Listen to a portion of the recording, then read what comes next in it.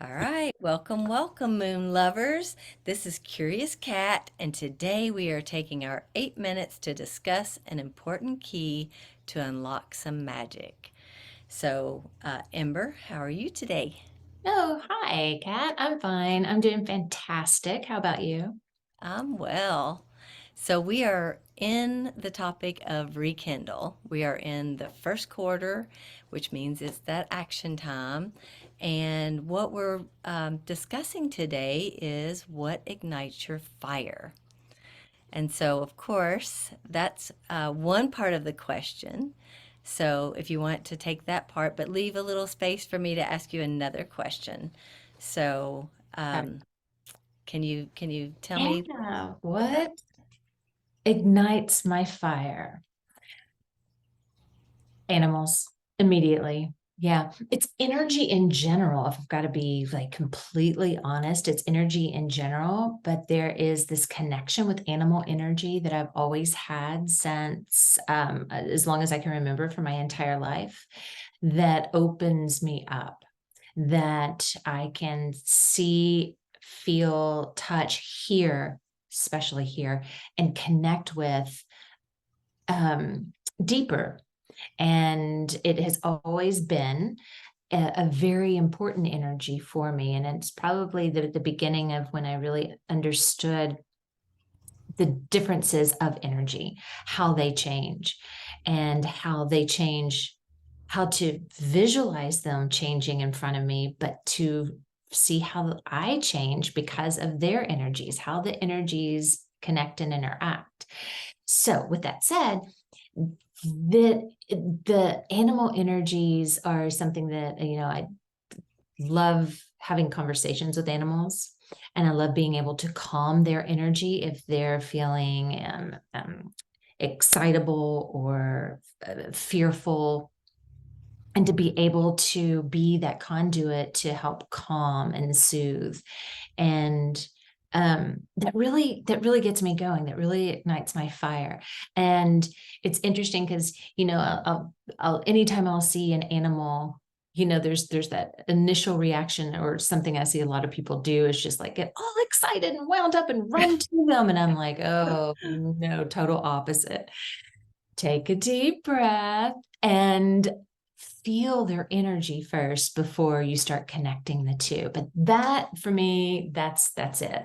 And from there, I learned throughout the years how to like connect with other energies of, whether it be a plant or another human being. Or I'm not as good with the plants, to be quite honest, but I try.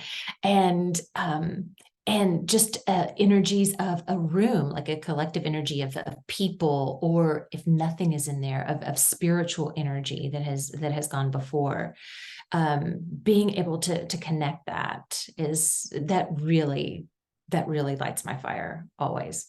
Oh, I love that. And really, I think animals is really interesting because, if you think about animals, like they're as unique as the humans.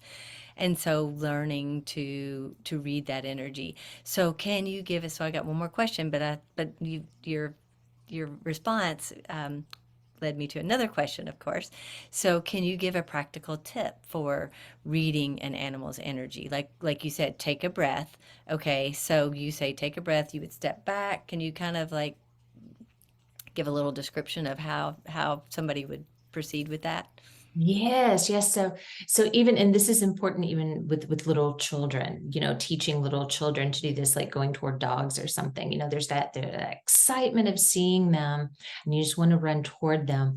But taking a moment, and I always say take a breath, because it can be that quickly, to be able to look at them as they are, almost looking at them as if you're looking at yourself in a mirror, right? Yes. Just taking Yes. that moment to really see them first, and to see kind of their aura around them. I don't mean to be hokey about it or too woo woo That's about not it, hokey. Nope, nope. but Because there yeah, is to almost to see like where they are. Are they scared? Are they just as excited as I am to meet me? Are they confused? Do they know what's going on? And sometimes they don't give a rat's ass either way, just to kind Right. of feel there's so many different things that they could be going through and just to kind of feel and see. A lot of times, especially like wild animals, right? See a cute little chipmunk or something, something that's super cute. Well, they're automatically like in not defense or chipmunk would be in defense mode, but it's they'd be in flight mode of like, oh, there's human, they're coming, hide. Right. Right. Or keep foraging or just, yeah, but move out of the way. Right. So, just having the moment where I stop or suggesting someone to just stop and just look at them and feel. And I always like to have that visual of my head of when I'm taking that breath, that it's almost like I'm doing it through my heart, like kind Yes. of opening that heart chakra, just I'm here Yeah. in peace, Oh, right? I love that. Peace. How do you feel? And just Yes. that really helps. And once you do that, you get used to it. And then, you do Yeah. it constantly. And I find that some animals talk to me that completely have conversations, but not Ah. everyone. Not Oh, I everyone. love it. Oh, yeah, our listeners are going to have to weigh in on this. So, to my original question, because I know we're getting close to time, how often do you stoke your personal flame? Because, like, being in the first quarter, like, this is that action time. And like, so it sounds like, you might do it quite often because animals are everywhere, right? If you spend any time in nature and in your home. But yeah, how often do you stoke your personal flame? Daily.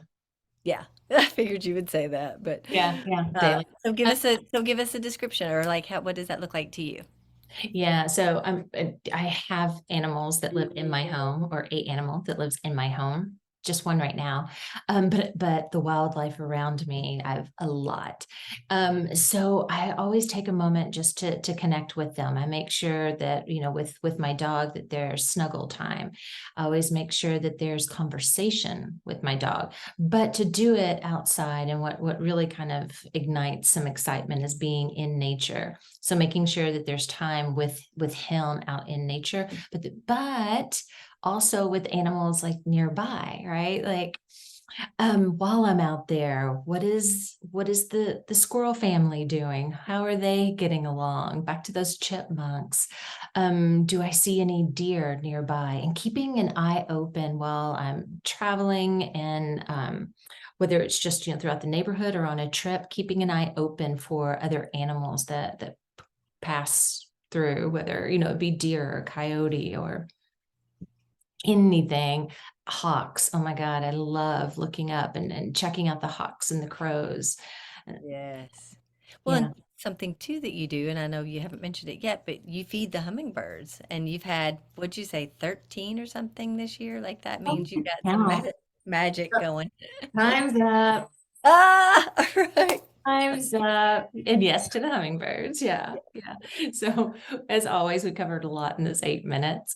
But my key takeaway from this, and what I love about this action time is that connection, right? What really strokes my fire, what really ignites me and will help rekindle any passion is making sure that there's animals involved, right? And everything that I'm doing and all of my intentions that I have, there's animal people, there's animal energy, there's animal connection somehow, whether I'm teaching about spirit animals, a great way to help people connect with themselves. So that's my key takeaway. What about you, Kat?